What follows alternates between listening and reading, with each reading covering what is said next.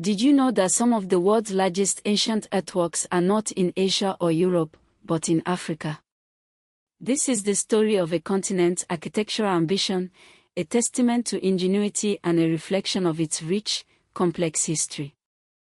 We journey through time and across landscapes, exploring the diverse and awe-inspiring architecture of Africa. Our story begins in the southern reaches of the continent, at Great Zimbabwe. Rising from the landscape, these majestic dry stone structures stand as a silent testament to a powerful kingdom that flourished between the 11th and 15th centuries. Unlike many structures of its time, Great Zimbabwe was built without mortar. Its carefully fitted stones create towering walls, enclosures, and the enigmatic conical tower, a symbol whose purpose remains debated to this day. But Great Zimbabwe was more than just a city of stone. It was a hub of trade, connecting southern Africa to the Swahili coast and the wider Indian Ocean world, a conduit for gold and ivory that flowed across continents.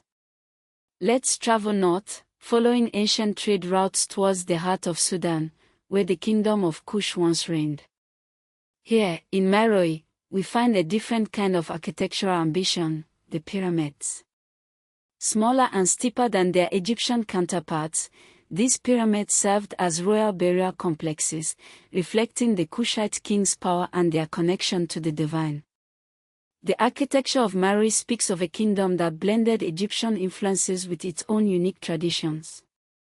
Further east, in the highlands of Ethiopia, the kingdom of Aksum left its mark on the landscape. Gigantic stelae, towering obelisks carved from single blocks of stone, marked royal graves and celebrated the kingdom's power. Aksum was also one of the first kingdoms to embrace Christianity, and its early churches, with their distinctive architectural style, stand as enduring symbols of faith. As we move west, across the vast expanse of the Sahel, a new architectural language emerges, the Sudano-Sahelian style. Here, in the lands of Mali, Niger, Burkina Faso, and Nigeria, mud brick, or adobe, becomes the primary building material. The scale is grand, the forms are imposing, and the structures are deeply connected to the land. The Great Mosque of Djenné in Mali is perhaps the most iconic example of this style. First built in the 13th century and rebuilt in 1907, it is the largest mud brick building in the world. Its towering minarets, buttressed walls, and intricate timber scaffolding, known as toran beams, create a breathtaking spectacle. But the Great Mosque is more than just a building, it is a living, breathing part of the community. Once a year, the people of Djenné come together to replaster the mosque, a communal effort that reinforces their identity and strengthens their bonds. Nearby, in Timbuktu, the Sankor, Jingoreba, and Sidi Yaya mosques stand as monuments to a golden age of learning and trade. These mosques, some dating back to the 14th century and associated with the reign of Mansour Musa, were centers of Islamic scholarship, attracting students and scholars from across the world.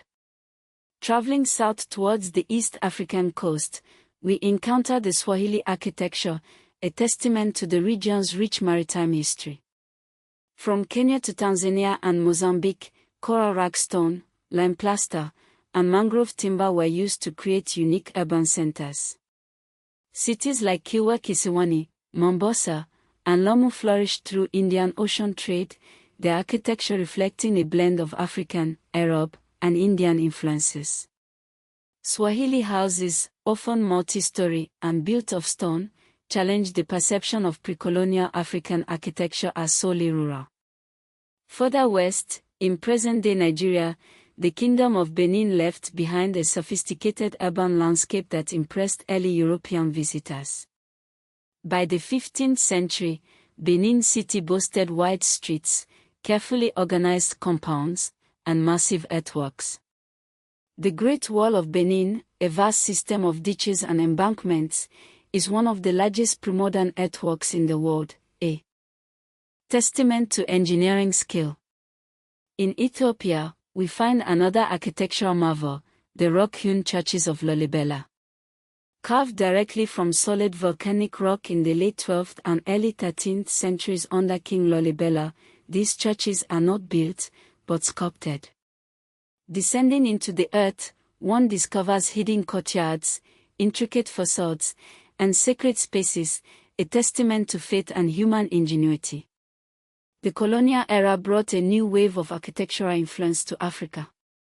From the 19th century into the mid-20th century, European powers built administrative buildings, railways, and ports, often imposing imported styles such as Victorian, Art Deco, and Modernist forms.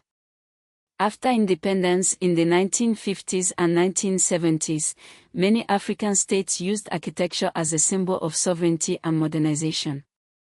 New national capitals, parliaments, universities, and civic centers were built in modernist styles, reflecting a desire to embrace the future. Today, African architecture is undergoing a renaissance. Contemporary architects are drawing inspiration from vernacular traditions, using local materials, passive cooling techniques, and regional aesthetics to create buildings that are both modern and deeply rooted in African identity. Heritage tourism plays a vital role in preserving and promoting African architectural heritage. Sites like Great Zimbabwe, Lalibela, Djenné, and Lomo attract visitors from around the world, generating revenue and raising awareness of Africa's rich cultural history. Many of these sites are now UNESCO World Heritage Sites, ensuring their protection and preservation for future generations.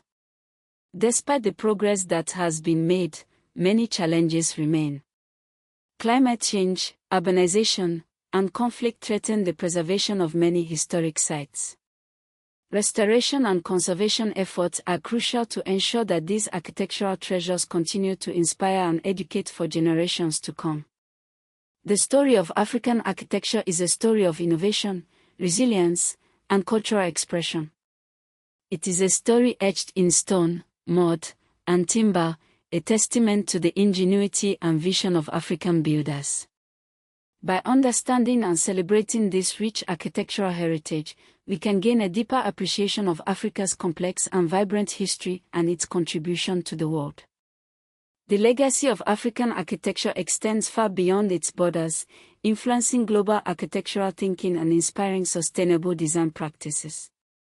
From the mud brick mosques of the Sahel to the rock-hewn churches of Lalibela, African architecture offers valuable lessons in climate-responsive design, material use, and communal space.